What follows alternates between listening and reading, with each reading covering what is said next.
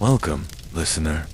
You've found your way to the boring channel, where history hums softly and time moves slowly, in quiet rhythms meant to lull you into restful thought.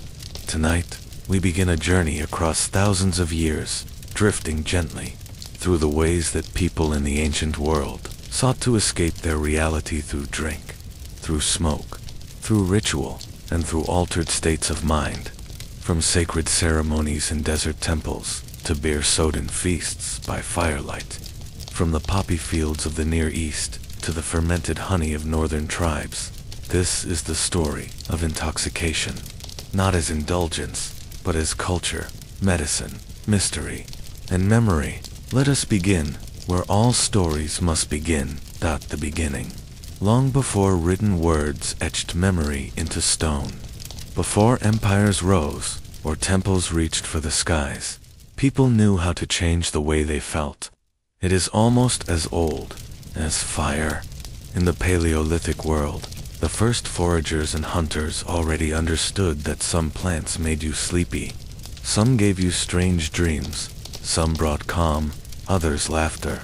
They watched the animals, monkeys stumbling after fermented fruit, deer intoxicated by mushrooms, birds gorging themselves on overripe berries, and they followed.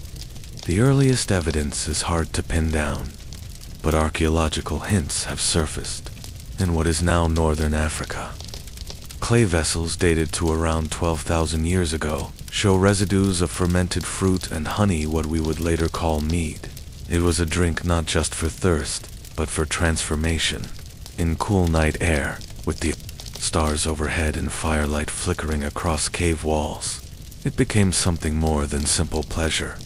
By around 9,000 years ago, in Jahu, a Neolithic site in what is now China, ancient pottery jars preserved the faint signatures of a mixed beverage: rice, honey, grapes, and hawthorn fruit.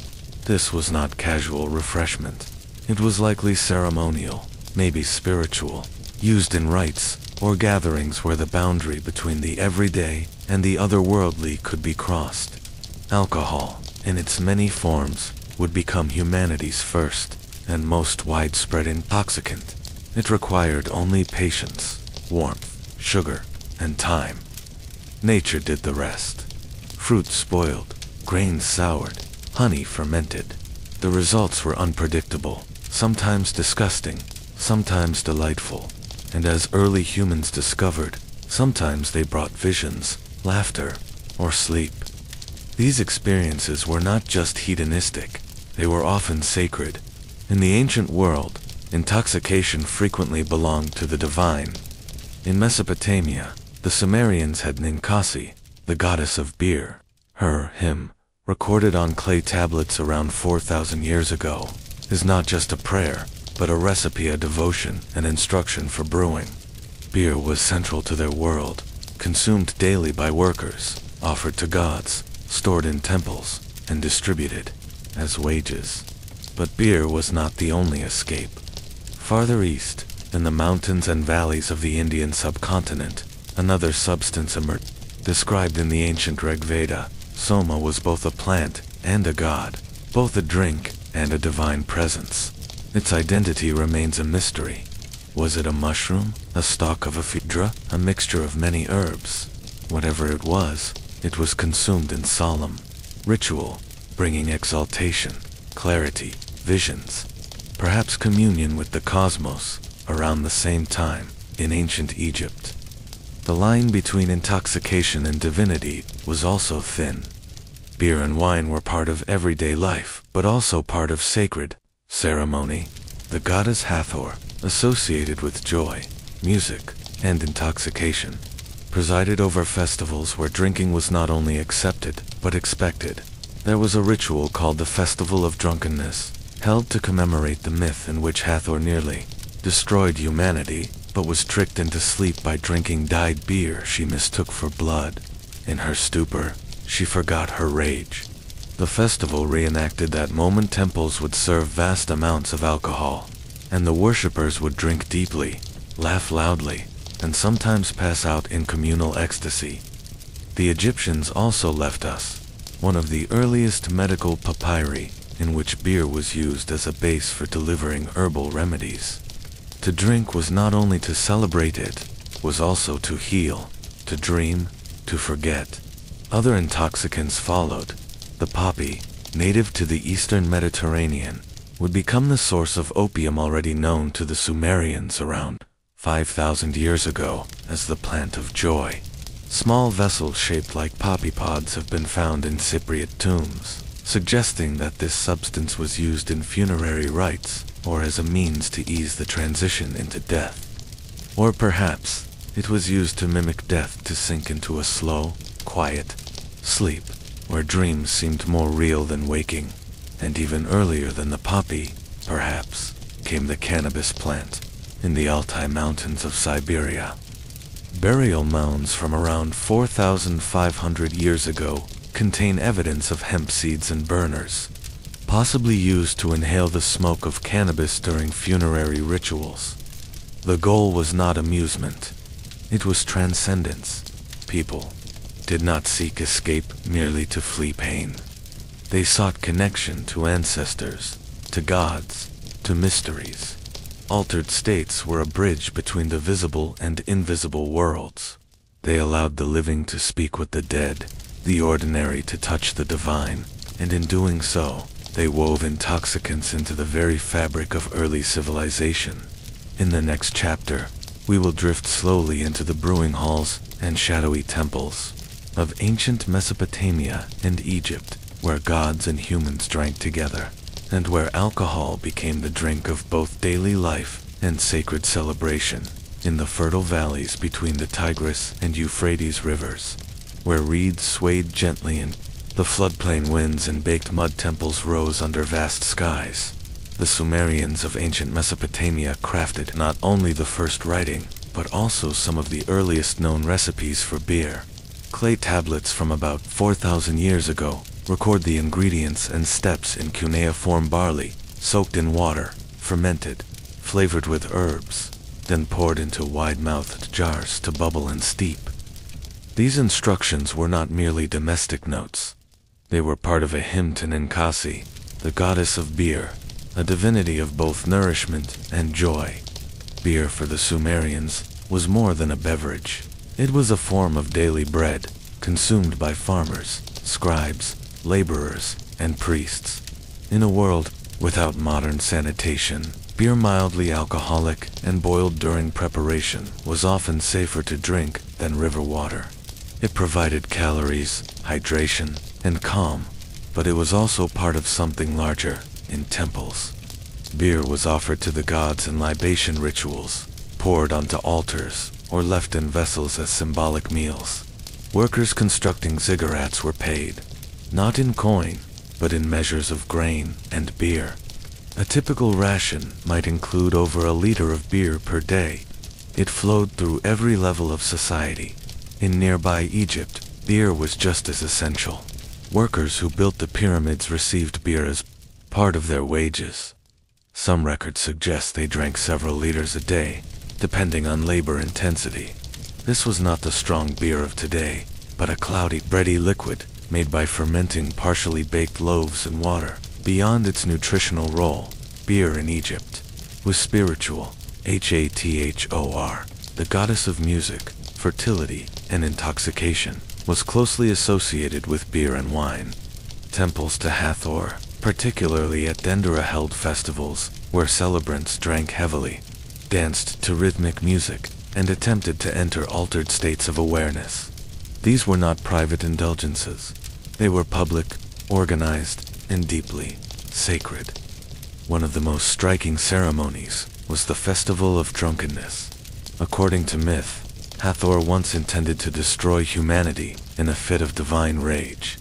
To stop her, the god Ra tricked her by dyeing beer to look like blood. She drank it in great quantities, passed out, and awoke calm. To commemorate this myth, festivals reenacted the episode.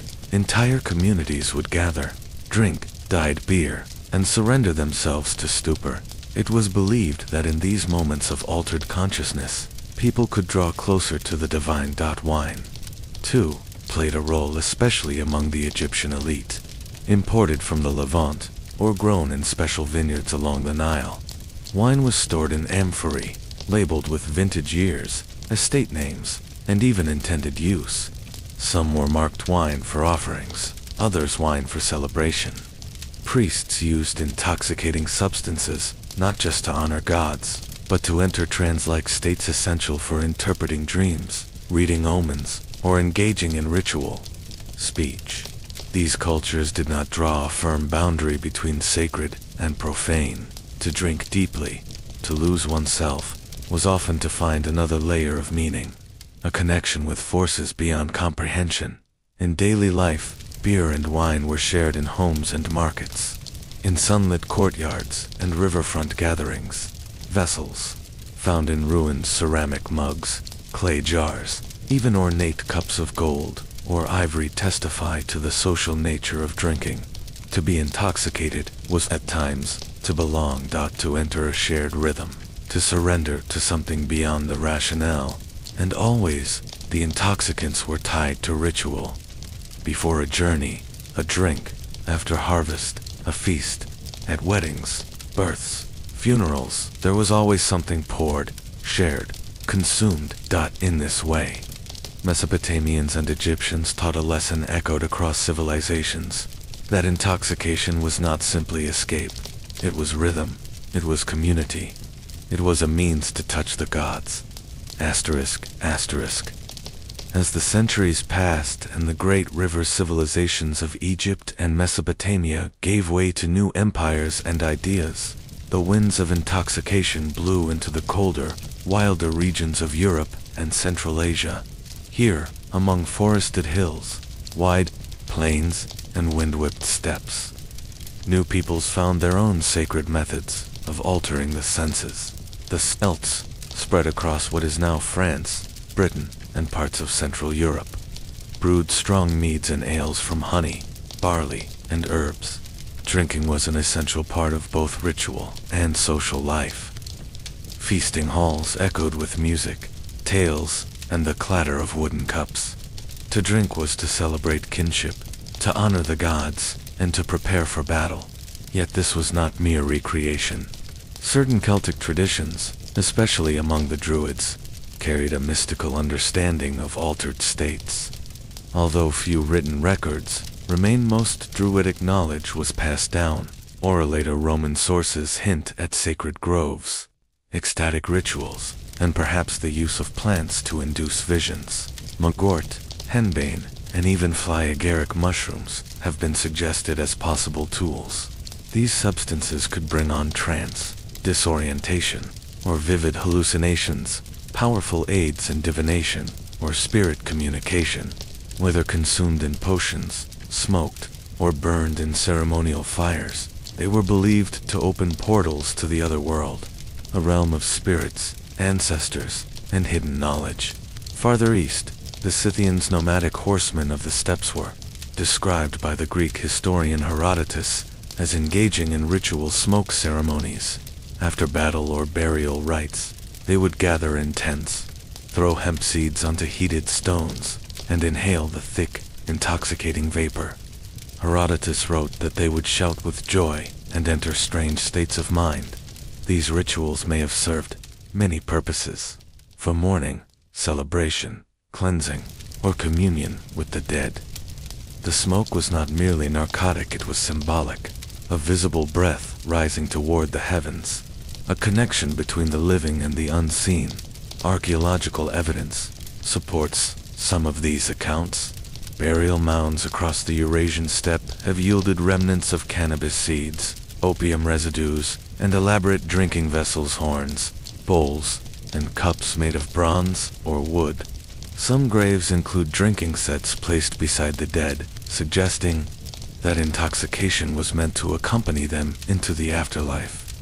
Among Indo-European tribes, mead was deeply symbolic. More than a drink, it was a myth. The so-called mead of poetry appears in early Norse and Germanic legends as a magical liquid brewed from the blood of wise beings, granting insight and inspiration to those who drank it. Poets, warriors, and seers sought its power, just for pleasure, but for enlightenment. In these societies, The line between intoxication and sacred knowledge was porous. To become drunk or high was not always to become foolish. It was, at times, to draw nearer to truth. Festivals often included elements of controlled chaos. Masks, music, firelight, and communal drinking could turn the world upside down for a night. Roles reversed, time stretched, boundaries dissolved. In this space, visions might emerge. A warrior might glimpse his ancestors. A mother might receive a dream of the next harvest. A chieftain might commune with spirits to decide the fate of a tribe. Not all substances were botanical.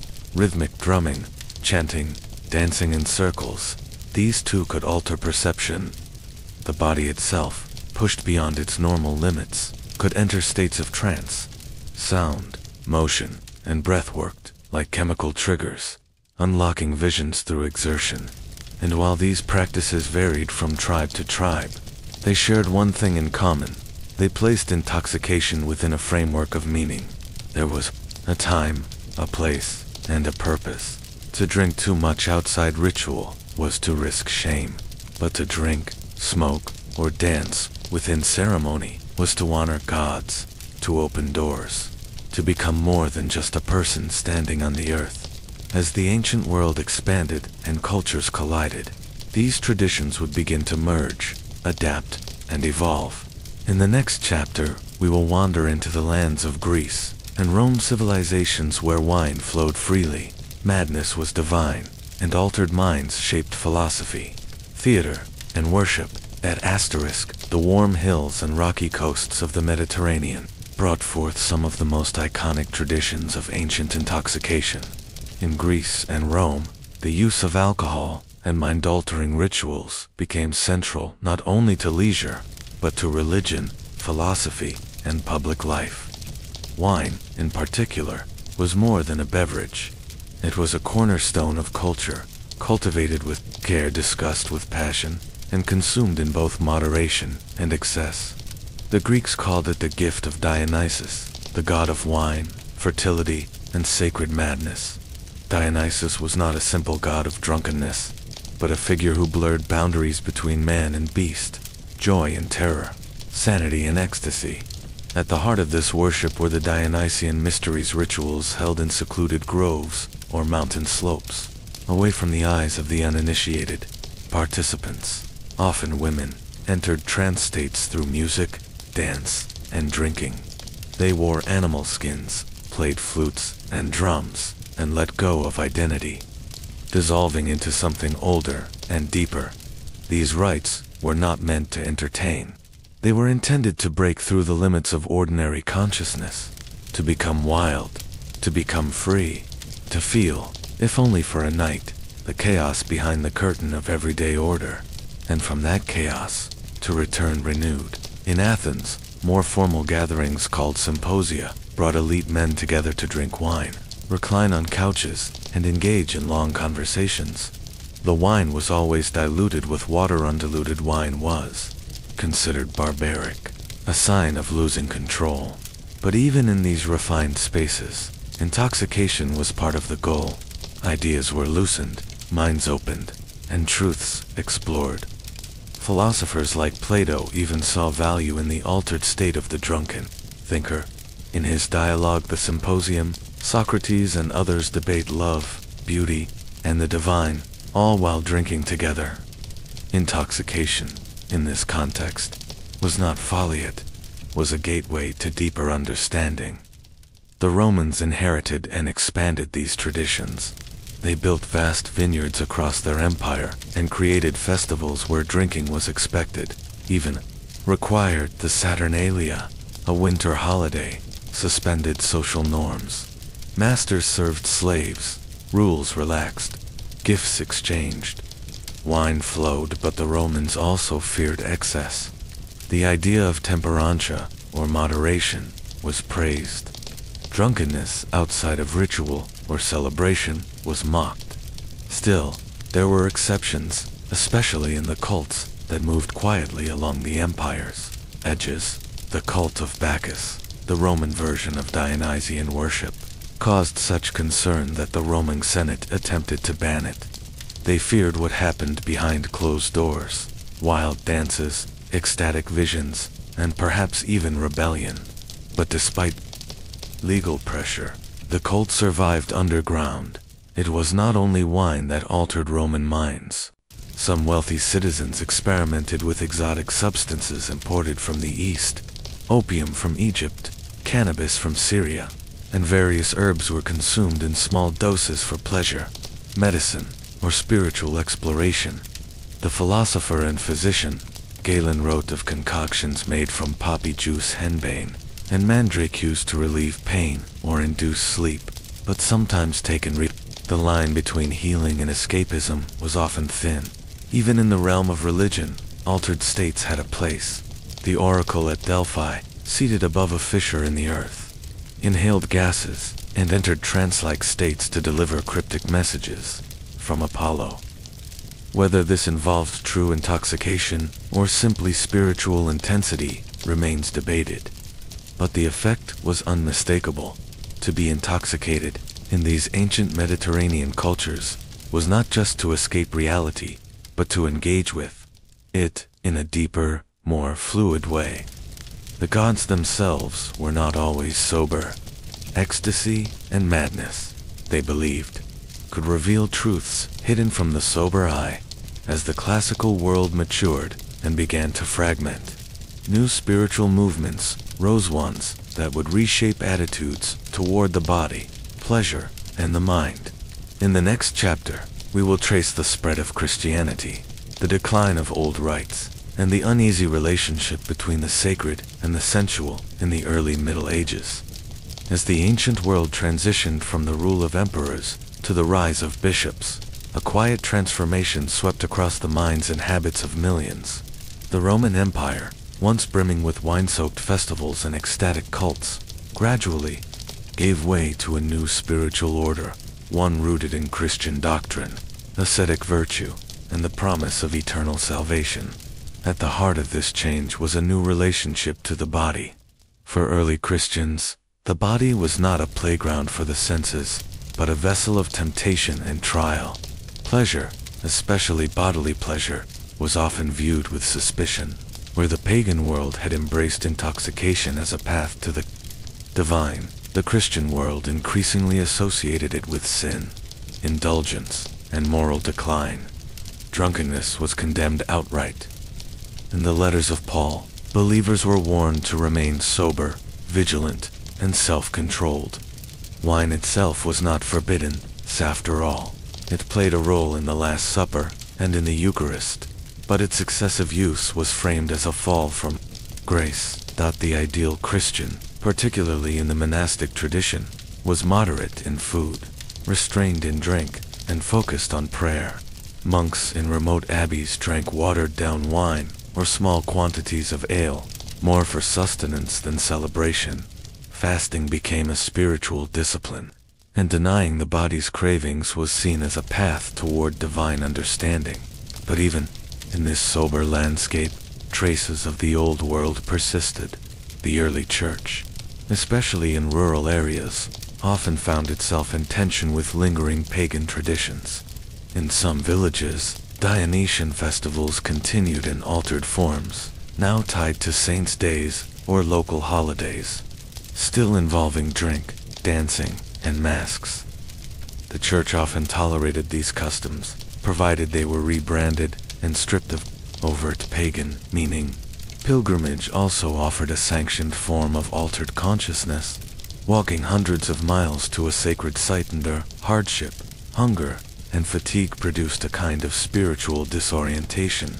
Pilgrims reported visions, tears, euphoric moments of divine connection.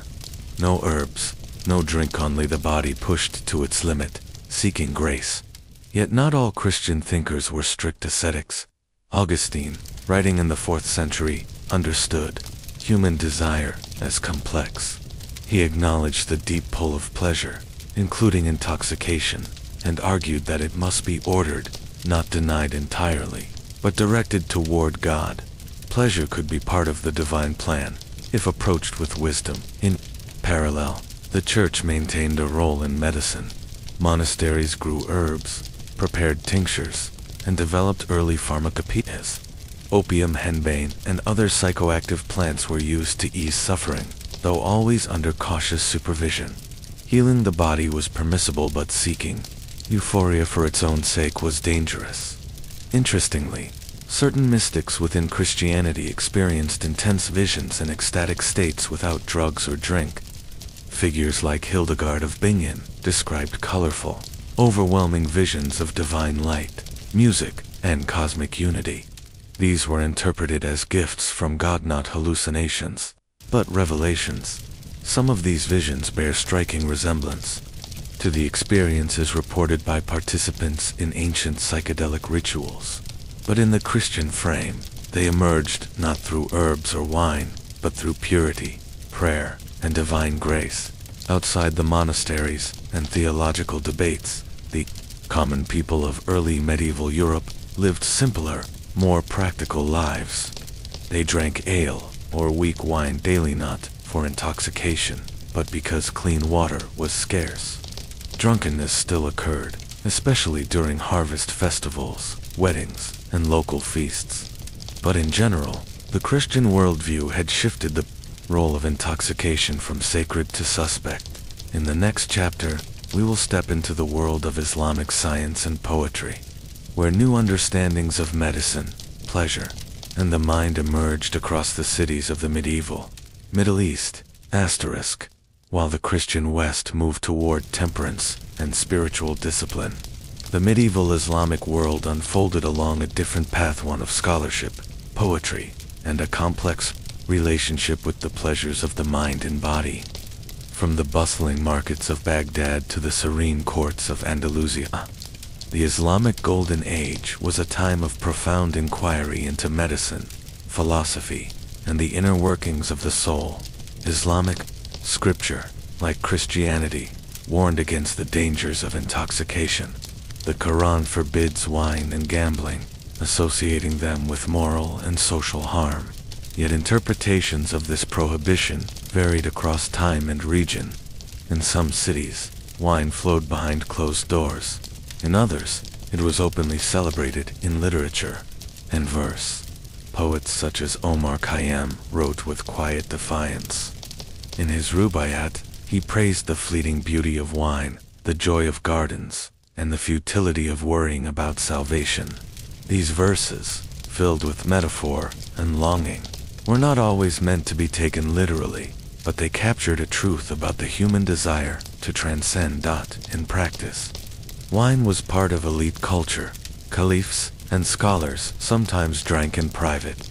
Physicians debated its medicinal use, and in some cases prescribed it in small doses to stimulate appetite, relieve pain, or aid digestion. It was understood not as a moral failing, but as a powerful substance that required caution and balance. Beyond wine, the Islamic world made extraordinary advances in pharmacology. Scholars like Al-Razi and Ibn Sina cataloged hundreds of plants, minerals, and compounds. Their medical texts described the effects of opium, mandrake, henbane, and cannabis in precise details, side effects, and therapeutic uses. These texts would later influence European medicine for centuries. Opium, in particular, was both respected and feared. It was used to treat pain, insomnia, and digestive issues. Physicians advised restraint, warning of dependency and madness. Still, its presence in hospitals and homes suggests that controlled intoxication was part of the broader conversation about healing and suffering. Cannabis, known in Arabic as hashish, also appeared in the historical record, especially in the eastern regions of the Islamic world. Its use among mystics and poets became both legend and cautionary tale. The Sufi tradition, with its emphasis on divine love and transcendence, sometimes embraced altered states of consciousness, though most Sufis sought ecstasy through prayer, dance, and meditation, not drugs.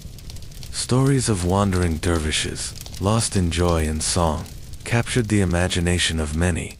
The whirling rituals of some Sufi orders created trance-like experiences, spiritual intoxication through movement, rhythm, and surrender. No wine, no smoke, only the turning of the body and the stillness of the heart. In contrast, the Hashashina secretive sect associated with political violence were rumored to use hashish to prepare for missions. Though modern historians debate the accuracy of these accounts, the legend left a mark. The very word assassin is thought to derive from these stories, linking intoxication and devotion in a shadowy way. Public opinion about intoxicants varied. In some cities, moral reformers tried to suppress alcohol and drugs entirely. In others, markets sold herbal preparations alongside spices and sweets. The boundaries between medicine, pleasure, and sin were not always clear. What remained consistent was a deep interest in the mind. Islamic thinkers asked not only what a drug did to the body, but what it revealed about perception, memory, and the soul. Could the senses deceive? Could dreams hold meaning? Could the boundaries of reality be stretched without breaking? These questions echoed in libraries, palaces, and desert retreats. While the Christian West feared the loss of control, the Islamic East sometimes wondered what could be learned by letting go of only a little. In the next part, we will travel northward to the pagan fringes of medieval Europe, where and herbalists preserved ancient knowledge of the forest and its strange mind-altering gifts. As the cities of the Islamic world mapped the stars and distilled remedies in copper vessels, life in the forests of northern and eastern Europe followed different rhythms. Here, in the lands beyond the formal borders of empire and church, older traditions lingered. The forest was not just a place of trees and beasts, it was a living archive of knowledge, mystery, and potent intoxication. Among the Celts, the Finnic peoples, and the Norse, the forest was both larder and pharmacy. Mushrooms, roots, flowers, and berries held secrets passed down through generations. Much of this knowledge was practical treatments for wounds, teas for fever, poultices for pain.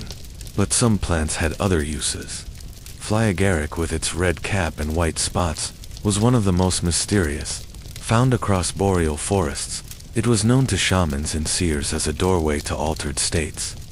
In some regions of Siberia, practitioners of ritual trance consumed carefully prepared portions, often filtered through the body of a reindeer, to enter visions. The experience was said to be both ecstatic and terrifying, marked by colors, shapes, and the sense of flying or falling into the sky. Further west, herbalists and so-called wise women brewed salves and tinctures from henbane, belladonna, and mandrake plants of the nightshade family, rich in hallucinogenic alkaloids. These brews, when applied to the skin or mucous membranes, could induce a dreamlike state, filled with flight, transformation, and strange encounters. The line between medicine and magic blurred easily. Church authorities, especially in the High Middle Ages, began to fear this knowledge. The same herbs that cured fevers or eased childbirth were now seen as tools of witchcraft. Tales spread of women flying through the night, consorting with spirits, or dancing in clearing circles under the moon.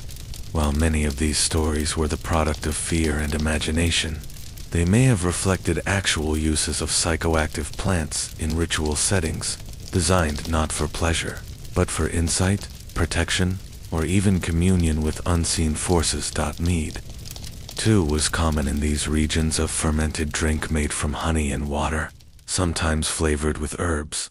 It was used in ceremonies, seasonal festivals, and daily life. Mead was considered sacred in many traditions, associated with wisdom, poetry, and divine inspiration. In Norse mythology, the mead of poetry was said to bestow eloquence and knowledge upon those who drank it. Pagan celebrations often centered around the cycles of nature, the solstices, the harvest, the return of spring. Intoxication during these moments was not just for entertainment. It was part of the ritual, to step outside the everyday self, to feel the turning of the seasons in one's blood. was to be renewed. Yet even here, control was prized. Shamans and wise folk did not ingest these substances casually. Doses were measured, effects were understood. The goal was not chaos, but clarity and altered state with purpose. Often, only the designated healer or seer would partake, guiding others through prayer, chant, or symbol. Over time, much of this forest knowledge faded or was actively suppressed. With the spread of Christianity, local rituals were rebranded as heresy. Still, fragments of the old ways survived in folk medicine, seasonal customs, and the whispered warnings about certain herbs and mushrooms that grew in shadowed groves. The forest, in all its quiet power, remained a place of both danger and wisdom, and for those who knew how to listen, it still sang of ancient dreams, half-remembered rites, and the intoxicating mystery of being human. In the next part, we will return to the centers of medieval power, to monasteries and universities where a different kind of intoxication began to take hold, one not of wine or weed, but of reason, revelation, and sacred visions. Far from the wild forests and village rituals, another kind of altered state took root within the quiet walls of stone, cloisters and candlelit chapels, in the monasteries and convents of medieval Europe. Intoxication did not come from drink or herb but from prayer, fasting, and divine encounter. For the monks of the early Middle Ages, especially in the Benedictine tradition, the path to transcendence lay in discipline. Silence, repetition, and isolation were tools for reshaping the soul. They awoke before sunrise, chanted psalms in unison, and performed hours of labor each day, all under the rhythm of the canonical hours. Over time, such routines could lead to deep mental shifts. Some described visions not of saints or demons but of light, stillness, and unity with the divine. Fasting was a common spiritual tool. Weeks of restricted eating, often accompanied by sleep deprivation and intense prayer, altered perception. Some monks recorded sensations of floating or hearing celestial music. These experiences were not dismissed. They were written down, pondered, and interpreted as gifts from God. Among the mystics, such as Hildegard of Bingen or Julian of Norwich, visions came with color and clarity. Hildegard, a 12th century abbess, saw luminous shapes, cosmic wheels, and radiant beings. She believed her visions were not madness or illness, but divine revelations. She composed music, wrote treatises on nature and medicine, and described her inner experiences in intricate detail. Her writings were admired even by popes. These spiritual intoxications were internal, cultivated not through substances but through surrender of the ego, the body, and the ordinary self. The mystic did not seek escape, but communion, and yet, physical intoxication remained close. Monks brewed beer. In fact, many of Europe's finest brewing traditions began in monasteries, where fermentation was refined as both science and sustenance. Monks used herbs like hops, not only for flavor but for preservation. In some abbeys, ale was consumed in generous quantities, especially on feast days or during Lent, when food was scarce but beer was allowed. These beers were not mild, without strict standards or clear measurement. Some monastic brews packed significant strength. The line between nourishment and intoxication blurred, though rarely acknowledged. Ale was a gift from God, after all, and to waste it would be ungrateful. In addition to beer, monks distilled herbal remedies, though the true distillation of alcohol into spirits would come later. Early preparations, using wormwood, fennel, or other potent plants, sometimes had mild psychoactive effects. Again, the goal was not pleasure, but healing of the body or the soul. Some saints were known for their ecstatic trances. Saint Teresa of Avila, in the 16th century, though technically outside the medieval period, described her union with the divine in terms so vivid and sensual that later commentators could not help but see parallels with physical pleasure. Her famous vision of an angel piercing her heart with a flaming spear reads, like both mysticism and metaphor, within these cloistered worlds, the human desire to transcend daily experience did not vanish. It simply changed form. Instead of wine-soaked revels or wild rites under moonlight, the medieval religious sought intoxication through chant, solitude, and visions that defied language. And while some may dismiss these experiences as hallucinations, born of hunger and sleep loss, others saw them as genuine glimpses beyond the veil, a reminder that intoxication can take many shapes, and that the hunger for something more than the everyday lives deep in all people, whether cloaked in ritual, forest, or prayer. In the next chapter, we will look beyond Europe to the steppes, deserts, and mountains of Asia, where shamans, warriors, and wanderers found their own paths into altered states. Across the vast plains of Central Asia, where cold winds sweep through the grasslands and herds of horses roam under endless skies, another tradition of escaping reality took root, one deeply entwined with the natural world, the spirit realm, and the role of the shaman. For many nomadic peoples, the Scythians, the Mongols, the Turkic tribes, life was shaped not by stone walls or cities, but by movement, the rhythm of seasons, and the forces of nature. Their understanding of the world blended the physical and the spiritual. Illness, weather, misfortune, these were not only practical problems, but signs of imbalance with unseen powers. And so the shaman emerged, a figure who could travel between realms. Shamans, male or female, served as healers, prophets, and spiritual guides. Their altered states of consciousness were central to their role. They entered trances, not for escape, but for contact with ancestors, animal spirits, and deities that moved behind the world of appearances. To reach these states, they used a variety of methods. Drumming was one, a steady, rhythmic beat, repeated 4 hours, could shift perception, especially when combined with chanting or movement. In the flickering light of a fire, the sound of a drum could become a tunnel into another reality. Breathwork and dancing also helped induce trances. Spinning, rocking, or moving in repetitive motions created a sensation of disconnection from the body, a sense of floating or flight. Some shamans described leaving their body behind entirely, soaring into the sky or descending into the underworld. But substances played their part as well.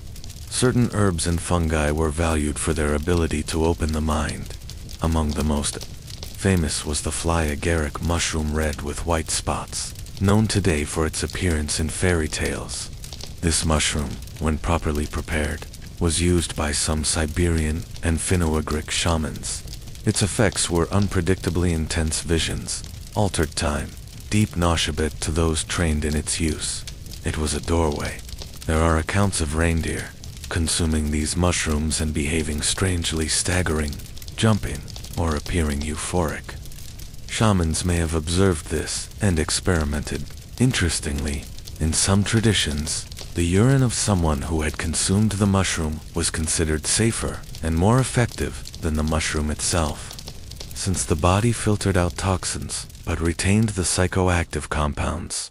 This practice, strange as it seems today, was not uncommon. Other herbs, ephedra, cannabis, henbane, were used in various parts of Asia, each with specific rituals and meanings. The key was not the substance itself, but the context, the preparation, the intention, the setting. The shaman's power did not lie in the drug alone, but in their training, their lineage, and their role in the community. Dreams were important too. A shaman's calling often began with a powerful dream or visions, sometimes frightening, sometimes beautiful, in which they were chosen, tested, or shown secrets. These experiences were considered more than personal. They were messages from the spirit world, demanding response. Far to the south, in India and China, traditions of altered consciousness took different forms. In Vedic India, ancient texts speak of soma, mysterious drink used in rituals, praised as divine and mind-expanding. The exact nature of soma is lost to time, but theories range from mushrooms to fermented honey, or ephedra. In Taoist and Buddhist traditions, the focus shifted inward. Meditation, breath control, and sensory withdrawal were used to reach states of stillness and insight. While some sects experimented with alchemical elixirs, combinations of minerals and herbs, the dominant path was discipline over substance. The body was seen as a vessel to be purified, not intoxicated. And yet, across Asia, the same human impulse endured to break free from the ordinary, to connect with something greater, to lose oneself in vision, song, or sacred silence. Whether by drum or drink, chant or mushroom, the people of the East developed their own languages of the spirit, pathways into the unseen, long before European contact. Across the vast and varied landscapes of the Americas, from the Andean peaks to the forests of the Amazon, from desert canyons to northern plains, indigenous peoples had already developed rich, ancient traditions of entering altered states. These were not simply escapes from life, but deeply spiritual ways to communicate with the gods, with ancestors, and with the forces of nature that shaped their worlds. In South America, particularly in present-day Peru, Bolivia, and northern Chile, the San Pedro cactus was revered for its visionary properties. For over 3,000 years, shamans and healers used this tall green cactus in ceremonial contexts. It contained mescaline, a psychoactive compound that produced vivid visual experiences, a sense of connection to the cosmos, and feelings of emotional clarity. In painted pottery and rock carvings, figures with radiating eyes and serpent headdresses suggest the visions these ceremonies induced. Participants would drink a bitter brew made from the cactus, then sit together in circles under the guidance of a shaman. The rituals might last all night, accompanied by chants, rattles, and the slow rhythm of drums. The visions were not random, they were interpreted, discussed, and woven into the wider cosmology of the community. Further north, deep in the Amazon basin, another sacred plant grew, ayahuasca. This powerful hallucinogenic drink, brewed from the Banisтерopsis vine and other plants, was and still is central to many indigenous Amazonian cultures. The effects of ayahuasca are intense and often transformative visions of spirits, ancestors, animals, and entire mythological worlds. It was not taken lightly, but with great preparation, often following fasting, dietary restrictions, and days of ritual. The word ayahuasca itself means vine of the soul in Quechua. The brew served as both medicine and teacher. Shamans known as ayahuasqueros led the ceremonies, singing Ikara spirit songs meant to guide participants through their inner journeys. People sought healing, guidance, and connection. The visions were understood as meaningful, revealing hidden causes of illness, emotional wounds, or spiritual blockages. In Mesoamerica, especially among the Aztec, Mixtec, and Zapotec peoples, another class of sacred plants played a role. Psychoactive mushrooms, known as tianano-catal, meaning flesh of the gods, consumed during ceremonies and rituals. These mushrooms were believed to allow communication with the divine. They were often combined with other ritual practices, fasting, incense, music, and taken in temples, under the supervision of priests or shamans. The Spanish, upon encountering these rituals, were both horrified and fascinated. To them, the use of such plants was heretical, even diabolical. They banned their use, destroyed sacred texts, and sought to erase the knowledge, but much of it survived, hidden in remote villages. Carried by oral tradition, the tobacco plant, native to the Americas, also held deep spiritual significance. In many indigenous cultures of North America, tobacco was far more than a recreational substance. It was a sacred offering. It was used in prayer, purification, and ceremony, smoked not for pleasure but for communication with the spirit world. The smoke was believed to carry words and thoughts upward, connecting the material with the immaterial. Other substances, like the peyote cactus in the American Southwest and northern Mexico, were used similarly. Peyote, another mescaline-containing plant, became central to the religious lives of many Native American tribes. Rituals involving peyote often included communal singing, drumming, and extended periods of quiet reflection. Even today, the Native American Church continues this tradition. In all these cultures, the line between intoxication and revelation was blurred. Altered states were not entertainment, they were sacred. They offered visions, but also responsibilities. Those who undertook these journeys often emerged changed, carrying new insights for their communities. Across the ancient Americas, from mountaintop to jungle, desert to prairie, people turned to the plants of their land, not only to escape, but to understand, to see themselves, their ancestors, and their gods more clearly. In the world of ancient Greece, intoxication was not merely a physical sensation, it was a philosophical, poetic, and even divine experience. Among the pantheon of Olympian gods, none embodied the complex nature of altered states more than Dionysus, the god of wine, theater, and ecstatic frenzy. He was both liberator and destroyer, playful and terrifying, the one who brought joy through drink and madness through excess. Wine, in ancient Greek culture, was everywhere. It flowed through the symposium and aristocratic drinking party where men reclined on couches, discussed politics, philosophy, poetry, and the meaning of life, all while sipping diluted wine from decorated calyx cups. The host controlled the flow of drink and conversation, creating a space that was at once leisurely and intellectually charged. But the relationship with wine was not just social, it was deeply spiritual.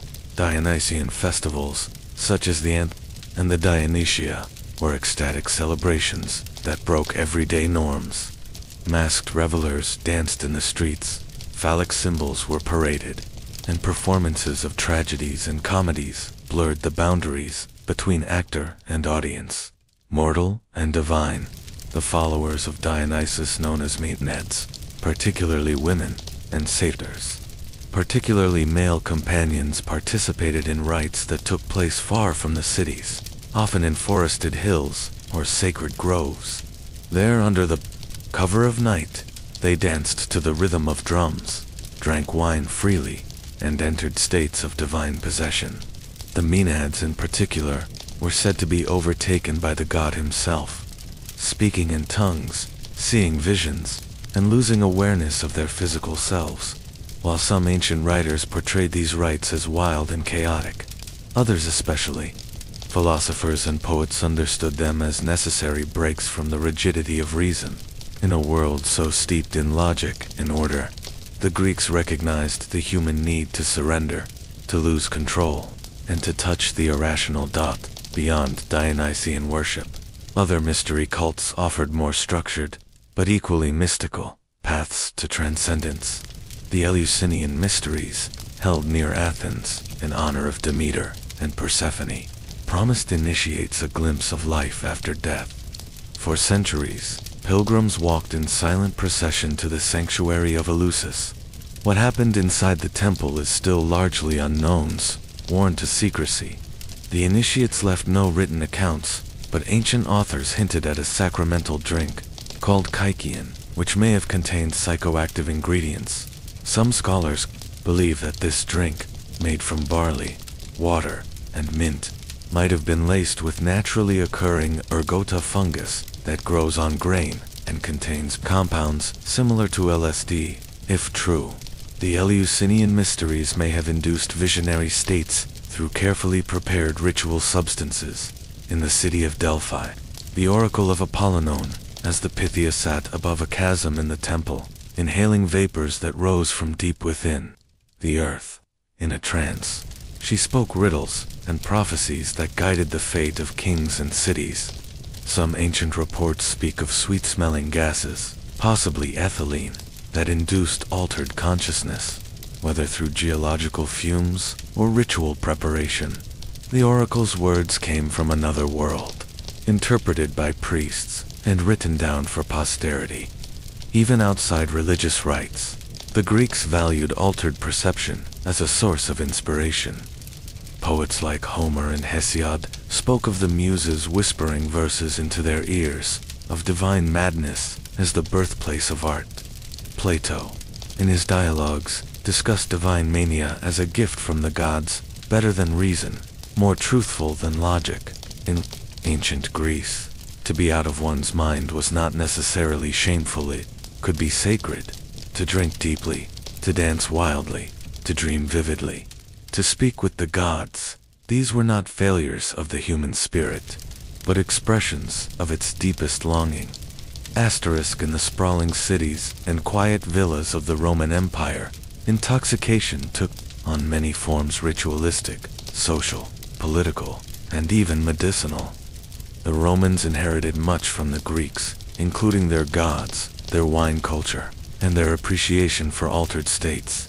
But they reshaped these experiences into something uniquely Roman, structured, yet decadent, calculated, yet indulgent. One of the most notorious aspects of Roman intoxication centered around the Bacchanalia rites dedicated to Bacchus, the Roman equivalent of Dionysus. These secretive festivals involved wine, dancing, music, and acts that defied Roman social order. Early Bacchanalia were small and private, but as they grew in number and fervor, rumors spread through Rome of orgiastic excess, political plotting, and spiritual frenzy. In 186 BCE, the Roman Senate took drastic action, issuing the Senatus Consultum de Bacchanalibus, which severely restricted the cult.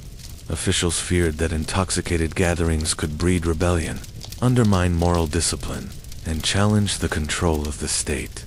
It was one of the first recorded instances in history where intoxication became a matter of state security. Still, Bacchic rituals didn't disappear.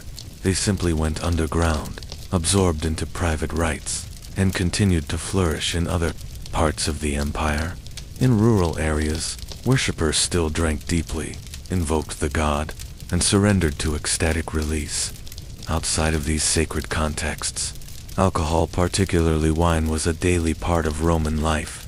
But unlike the Greeks, who diluted their wine with water and viewed drunkenness with suspicion, the Romans often embraced its full strength, especially among the elite. At Roman banquets, known as convivia, hosts sought to impress guests with the quantity and quality of their offerings. Reclining on couches, guests consumed course after course, punctuated by drinking games, poetry readings, music, and even hired performers. The symposium had become a spectacle, but Roman intoxication was also political. To host a lavish feast was to display power, wealth, and control over resources. Emperors like Nero and Elagabalus turned their feasts into theater, offering wine that flowed from fountains, serving exotic delicacies, and orchestrating excess as a form of imperial branding. In the military, wine was both a ration and a reward. Roman soldiers were often issued wine mixed with water and vinegar called poscablived, to be safer than plain water and easier on the stomach. Drunkenness in the ranks was discouraged, but not uncommon, especially during periods of rest or after victory in battle. Beyond alcohol, the Romans were familiar with other substances that altered the mind. Medical texts describe the use of opium poppy, imported from the East and administered as a painkiller or sleep aid. Physicians such as Galen and Dioscorides wrote of plants like mandrake, henbane, and hemlock, all with psychoactive or sedative properties, used carefully and sparingly in treatment or occasionally, less carefully, in darker circumstances. Roman funerary rituals sometimes included substances believed to induce visions or communication with the dead. The boundaries between medicine, magic, and intoxication were not always clear. A potion could be healing or harmful, divine or deadly, depending on intent and dosage. The Romans also believed that divine inspiration, furor poeticus, could descend upon poets, prophets, or even common folk in moments of ecstasy. The Sibylline oracles, priestesses who prophesied in frenzied trances, were believed to speak not from their own minds, but from the gods themselves. In everyday life, many Romans found escape in more subtle ways. Public baths, gladiatorial games, and theatrical performances offered communal release from the demands of society. The pleasures of food, drink, music, and spectacle were all woven into the fabric of Roman life, a culture where control and indulgence were in constant negotiation. As the empire expanded, Roman attitudes toward intoxication encountered new traditions, from Egyptian temple rites to Celtic mead feasts. The result was a vast mosaic of practices, some sacred, some profane, all united by the human desire to feel differently, even for a moment. Far from the marble colonnades of Rome and the stone temples of Egypt, in the misty woodlands and broad rivers of northern Europe, the Celtic and Germanic peoples developed their own traditions of intoxication, less structured, more animistic, and deeply rooted in the natural world. The Celts, whose culture spanned from modern-day Ireland to the edges of the Danube, were known for their mead, a fermented drink made from honey, water, and sometimes herbs or fruits. Mead was more than a beverage.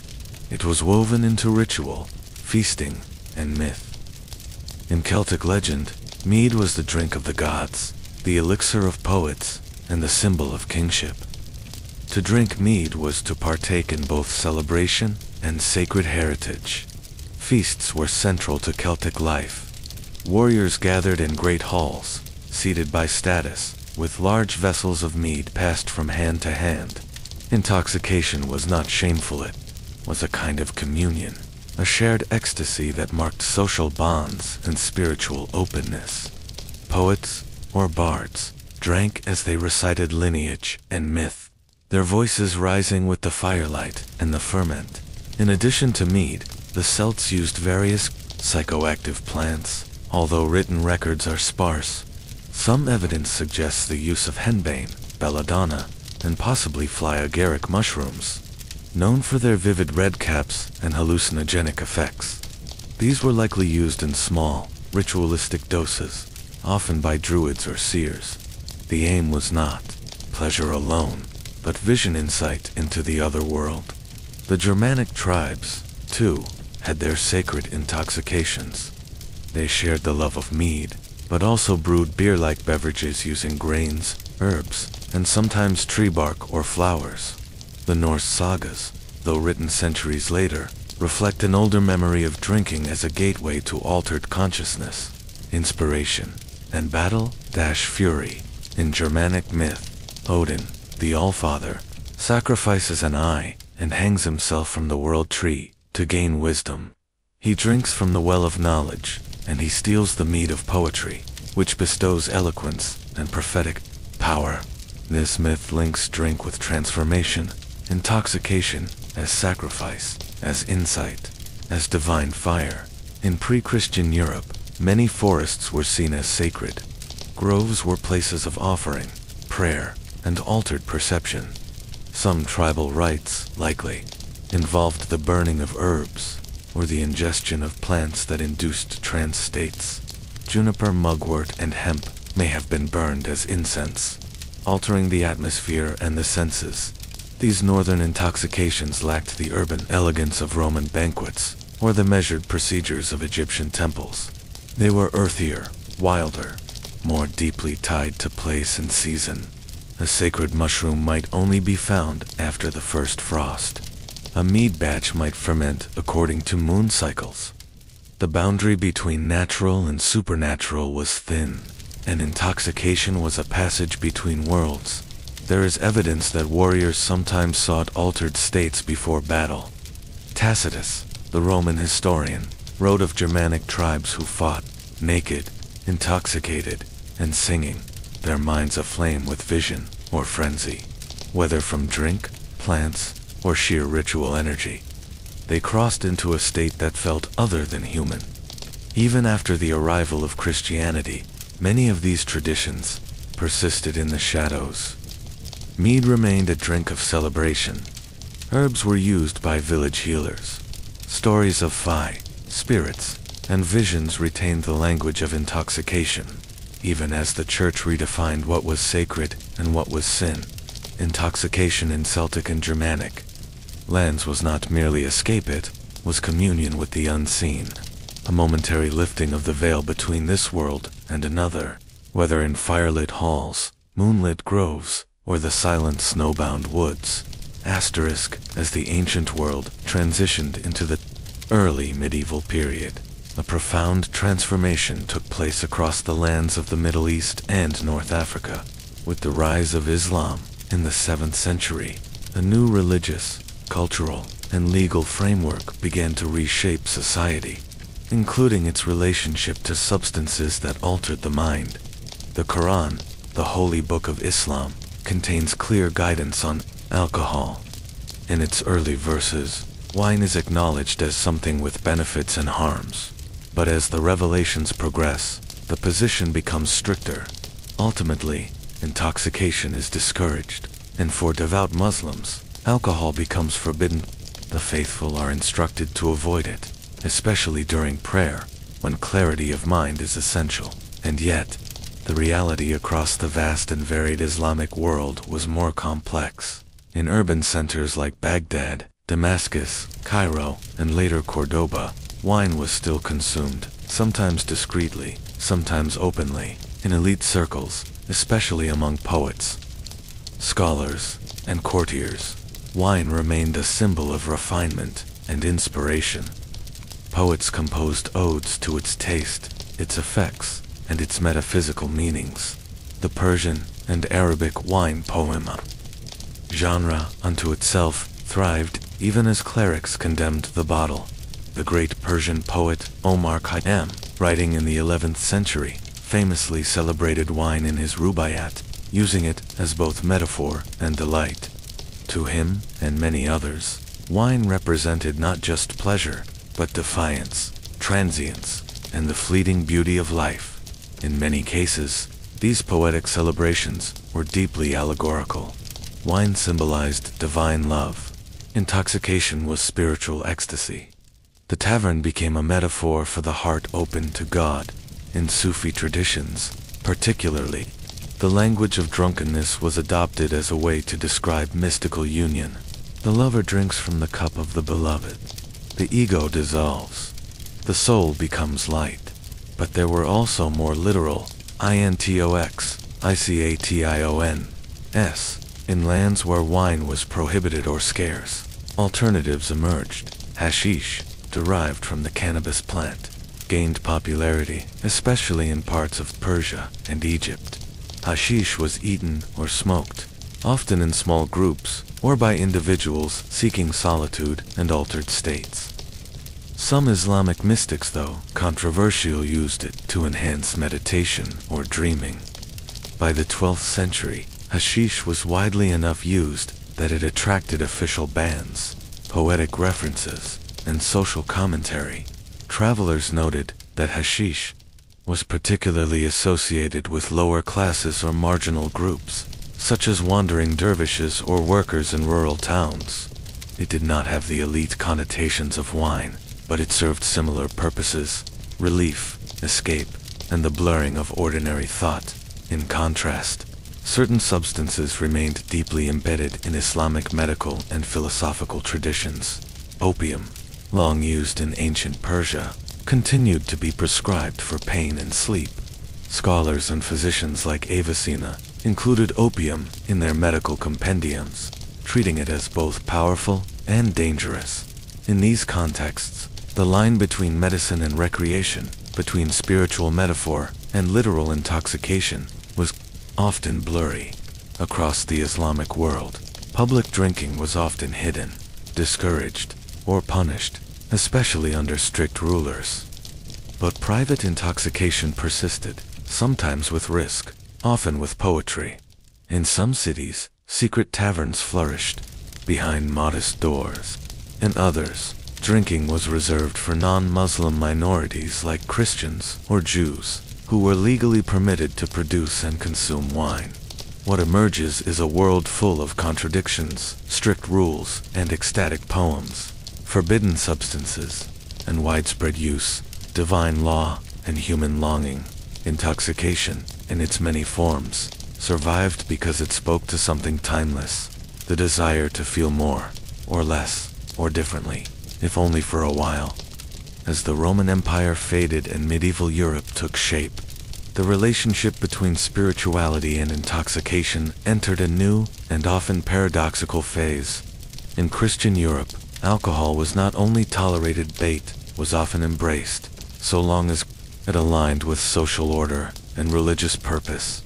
At the heart of this tolerance stood the monastery. Throughout the early Middle Ages, monastic communities played a central role in preserving knowledge, producing food, and organizing local life.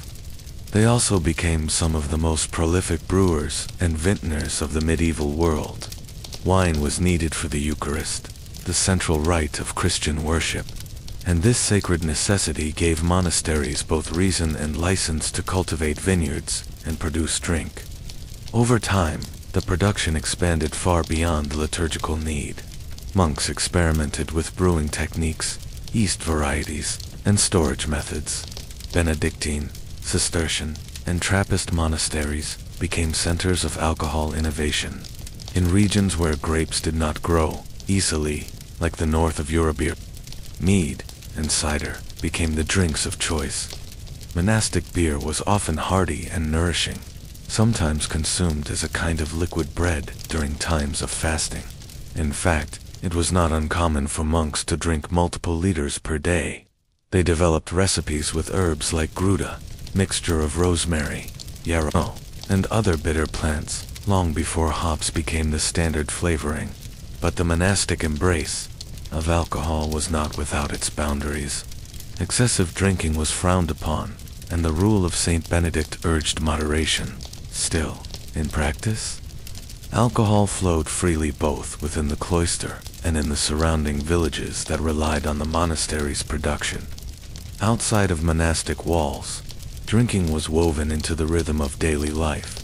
Ale was safer than water, and every village had its brewer, often a woman known as an alewife. Inns and taverns dotted trade routes and city streets. These were not just places of refreshment, but hubs of gossip, gambling, music, and laughter. Alongside alcohol, medieval Christian Europe also explored a rich tradition of herbal medicine. The line between healing and altered states was faint. Wormwood, belladonna, mandrake, henbane, and poppy were all used by apothecaries, midwives, and healers. These plants had powerful effects, ranging from pain relief to hallucination.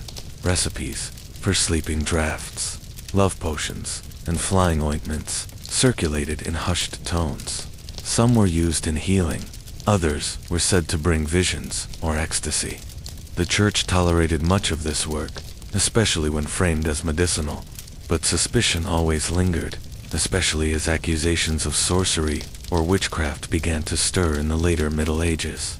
Still, many of these substances were treated with respect and routine. A woman giving birth might be given wine, a soldier recovering from wounds might be soothed with a mandrake tincture, and the village-wise woman might know which route to chew to chase away melancholy. Throughout the medieval Christian world, intoxication was both practical and symbolic. Wine was sacred and daily. Beer was food and comfort. Herbs were healing and dangerous. The body and the soul were constantly in negotiation between clarity and blur, discipline and indulgence. Even sin, when confessed, could be forgiven, and so the taverns hummed, the monasteries brewed, and the herbs grew wild at the edge of the forest. As the medieval world deepened in faith and fear, a new kind of escape from reality began to take hold, one that required no herb, no wine, no fermented brew.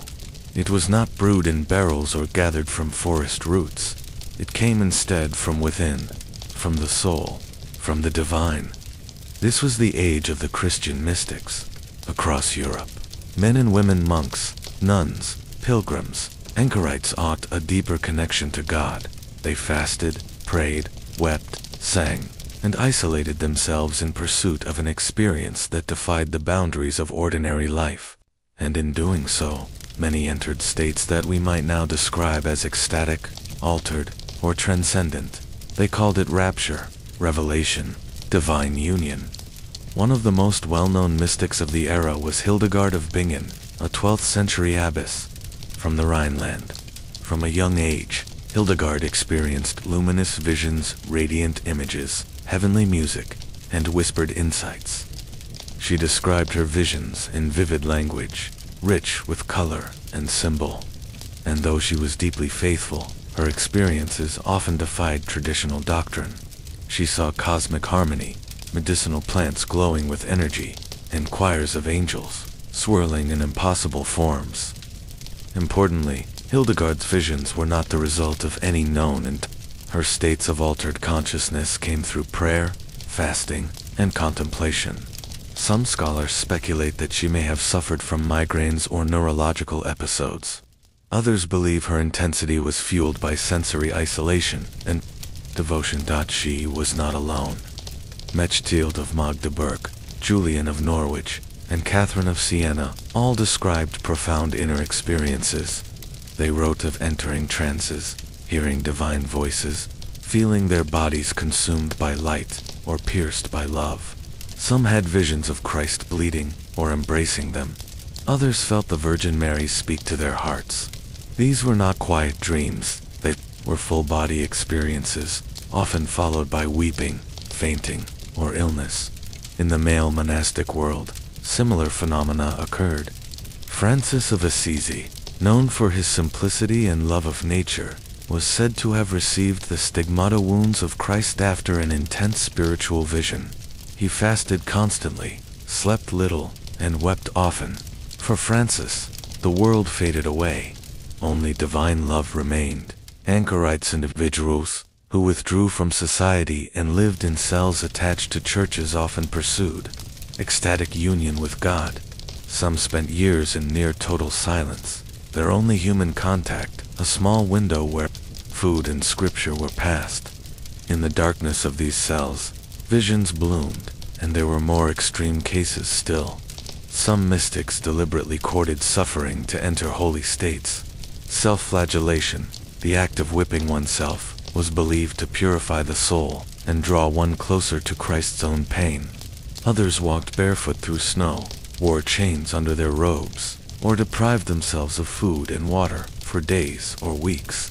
To modern minds, this might resemble madness, but in medieval Christian Europe, such devotion was often revered. It did not challenge the Church's authority. These experiences offered a kind of inner intoxication, a departure from ordinary life, a union with something larger than the self, a high that came not from drink or drug, but from surrender, longing, and relentless faith.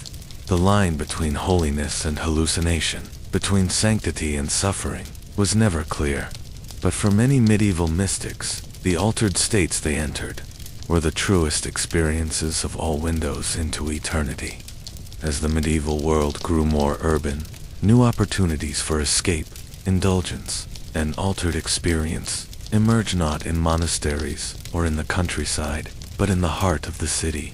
By the 13th and 14th centuries, Europe's towns had become vibrant centers of commerce, conflict, and human desire, and with them came new spaces, both public and hidden, for intoxication, pleasure, and fantasy.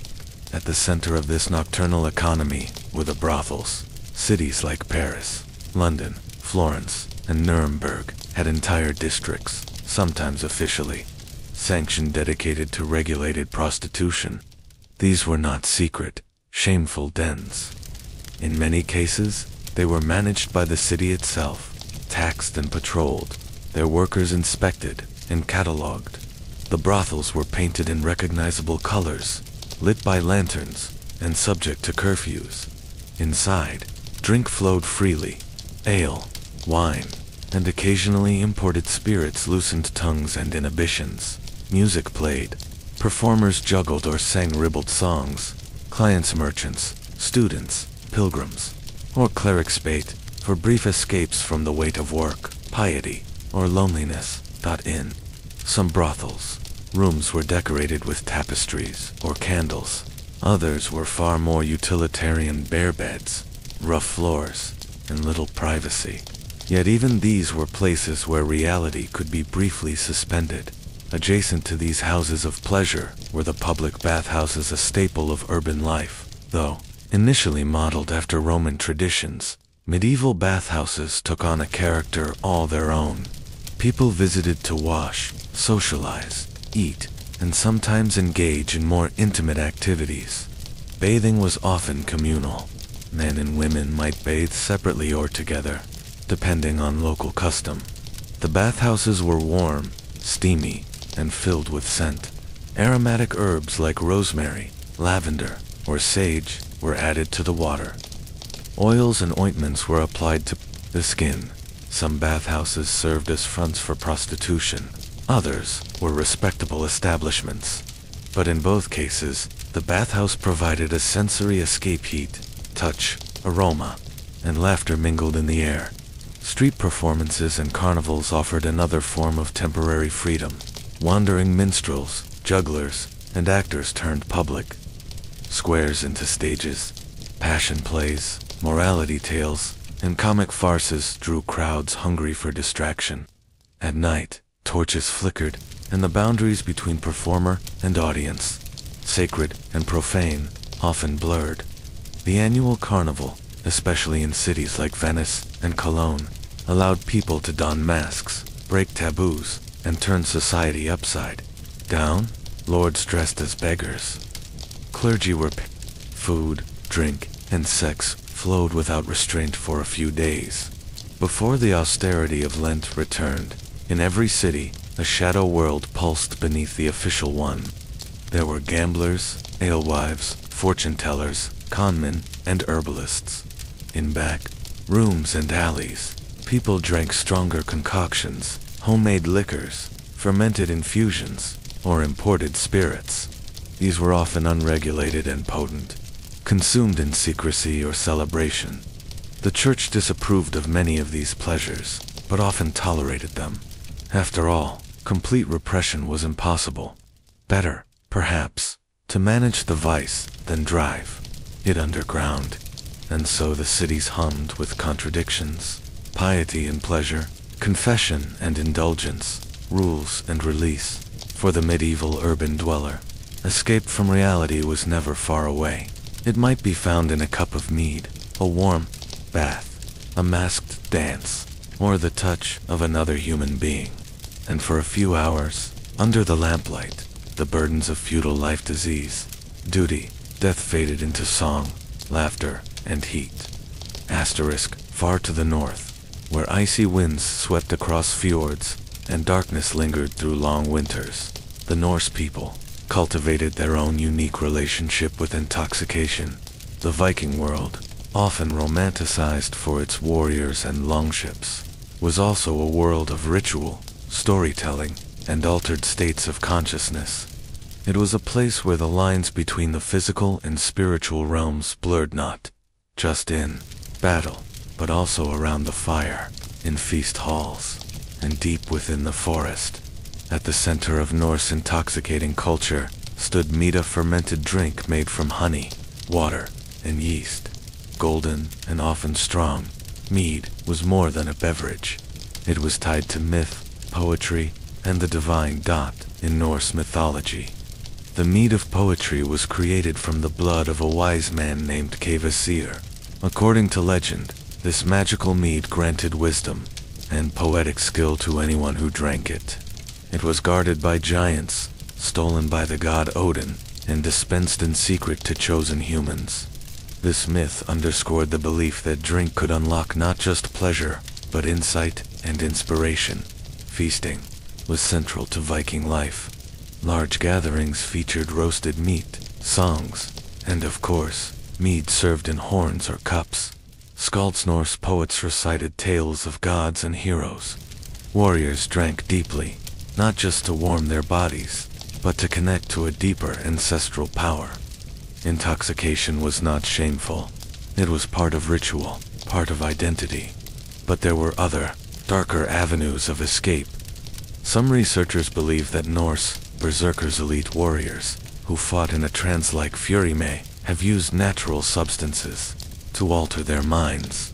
Descriptions from medieval sources describe berserkers howling like wolves, foaming at the mouth, and entering battle with no regard for pain or injury. One theory suggests they may have consumed Amanita muscaria, the red-capped fly agaric mushroom, found in northern forests. This mushroom contains psychoactive compounds that can produce hallucinations, euphoria, or aggression. Prepared incorrectly, it can be toxic, but in careful hands, it may have created a state of altered perception suitable for rituals or for war. Others suggest that berserkers entered their trances through rhythmic movement, chanting, drumming, and breath control methods that could produce dissociative states without any drug. Either way, these episodes were considered sacred, terrifying, and powerful.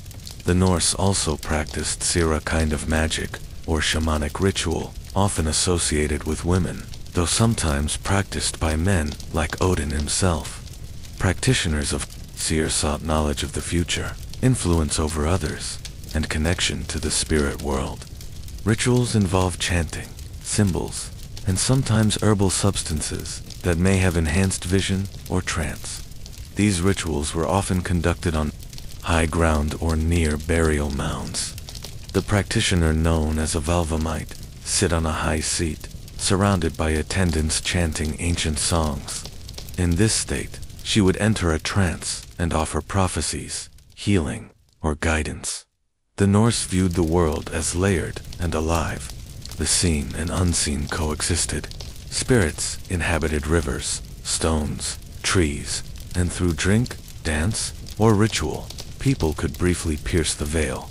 Even in death, this connection endured. Norse burial practices often included mead, food, and sometimes psychoactive herbs placed with the dead. It was believed the deceased might still journey, feast, or dream in the afterlife. To send them off with intoxicants was not indulgence, it was preparation for the next realm. So whether through honeyed mead in the longhouse, whispered spells by a seeress, or the wild frenzy of a mushroom-fueled warrior, the Norse embraced. A world where reality bent and blurred. A world where intoxication was not escape, but passage into story, spirit, and legend. Asterisk beyond the forests of Scandinavia and the heartlands of Rome. Further east stretched a landscape of dense woods, wide rivers, and ancient marshes. This was the domain of the early Slavic peoples, the Finno-Ugric tribes, and other communities that lived in deep communion with nature. Here, long before cities rose or borders were drawn, people turned to the earth, the sky, and the unseen, for meaning, healing, and transcendence. And as in so many cultures, intoxication was a doorway. The societies of this region practiced various forms of shamanism. Long before Christianization or formalized religion took root, the shaman, whether male or female, was a central figure, a healer, a diviner, a mediator between the human and spirit world. Entering trance states was essential to their role, and for that, they used rhythm, breath, temperature, and sometimes plants. Smoke played a powerful part. Herbs and resins were burned to cleanse spaces, to invoke spirits, or to induce altered states. Juniper, birch, and various mosses were common in the smoke rituals of Finno-Ugric peoples. The scent of the forest itself, the trees, the soil, the cold was an active participant in the sensory world of the sacred. Sweat lodges, or earth-covered steam huts. Precursors to the modern sauna were not just for cleansing the body, but for preparing the mind. Participants would enter the hot, dark enclosure, sometimes after fasting. Stones would be heated in fire, then water poured over them to produce intense steam. Inside, songs and chants echoed. It was believed that, in the heat and rhythm, the spirit could leave the body and walk unseen paths. In some cases, herbal concoctions were consumed before or after these rituals. One known plant was hemp cannabis, sativa, burned or ingested. It was used for both healing and vision. Archaeological evidence from burial sites in Eastern Europe and the Caucasus has revealed burnt hemp seeds, suggesting ceremonial use as early as 5,000 years ago. The effects were likely subtle: warmth, lightness, expanded thought but meaningful. The Slavic world, too, had its intoxicating traditions. Before distilled liquor arrived, medovoka, a kind of low-alcohol mead made from honey, was brewed and consumed in ceremonies and feasts. Sweet, earthy, and slightly effervescent, it was linked to fertility rites, seasonal festivals, and offerings to household spirits. Intoxication in this context was not excess, it was communion. Stories tell of domovoi spirits, of the Homand Russell Kefamale water spirits, who lured men to their doom. These figures were believed to inhabit the liminal space between worlds. To perceive them, speak to them, or ward them off, often required special rituals. Sometimes, people would sleep beside rivers, burn herbs, or drink in silence, hoping to glimpse the hidden realm. In some traditions, Amanita muscaria made an appearance here too. Like their northern neighbors, certain tribes are believed to have used the fly agaric mushroom in controlled, ritualized ways. The red cap with white spots became a symbol of mystery, risk, and connection. Preparation was vital to much, and the line between vision and death could vanish. The songs of the shaman were not just music, they were maps. Through chant, rhythm, and vibration, the practitioner journeyed into the past, into the body of the sick, into the dream world of ancestors. Every drumbeat echoed across dimensions. The trance was not just an escape, it was a necessary voyage to restore balance. Even burial practices reflected these beliefs. Graves were often oriented toward specific directions, lined with birch bark, and accompanied by tools, herbs, and sometimes small pouches of fermented drink. The dead were not gone. They were simply elsewhere, still reachable through rite and ritual. So in the misty birch forests, among mossy stones and snow-covered rivers, ancient peoples sought release not from the world, but into it. Through fire, drink, smoke, and song, they reached across the veil, honoring life by momentarily stepping beyond it. As the ancient world gave way to the Middle Ages, the search for transcendence did not vanish, it simply changed form. Across Europe, the rise of Christianity, monasticism, and scholasticism brought with it new understandings of the body, the soul, and the sacred. Yet even in this age of cathedrals and crusades, the human urge to escape ordinary consciousness to feel something beyond the visible remained. A quiet undercurrent beneath the doctrines and disciplines monastic communities became unlikely. Laboratories of intoxication. While these austere environments emphasized discipline and prayer, they were also hubs of botanical knowledge, herbal medicine, and brewing. Monks in Benedictine, Cistercian, and other orders cultivated extensive gardens not only for food, but for healing and spiritual use. Alcohol played a central role in monastic life. The rule of Saint Benedict allowed for moderate wine consumption, and as literacy and agriculture improved, monastic brewers refined the art of making beer and mead. By the 9th century, abbeys across Europe had become famous for their brews not just for enjoyment, but as nourishment, medicine, and sacrament. Beer was safer to drink than water, and often more sustaining, especially in periods of fasting. But these drinks were more than hydration. Strong ale, rich with herbs like yarrow or groot, carried mildly psychoactive properties. Some brews may have induced drowsiness, euphoria, or vivid dreams effects, quietly accepted as part of the divine experience.